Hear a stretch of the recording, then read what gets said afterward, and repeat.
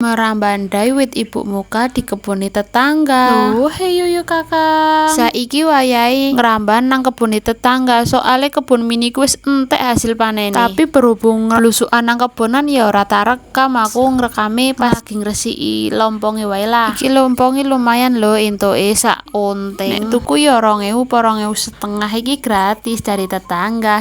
Jare dikoceki ngene iki ben ra gatel lambene nek mam lompong. Kok apa bener? Iki kok aku masak lompongnya tak ndai santen sak tur biar enek. Aku masaknya biasa nggo bumbu brambang bawang, cabe karo nei miri. Aja lali tomate ben lezat. Setiap masak apapun selalu tak kei tomat. Soale bojoku nek cabene akeh emoh nek nei tomat kan lezat maraine. Soale jare MSG alami. Aja lali tambahi rebon opo utawa kae lho teri Medan kok tambah nyami pokokno. Iki masake aja suwi-suwi ndak lodong soale wis diuleni dadi wis kenyur-kenyur. Nek wis santen umep lomponge jeburno paling sekitar 10 menit lah wis mateng. Yuk nyukuk piring segone ke anget lali leh ono program diet ya wis sesuk diete meneh. Siki madang dhisik yu. Mari mangan.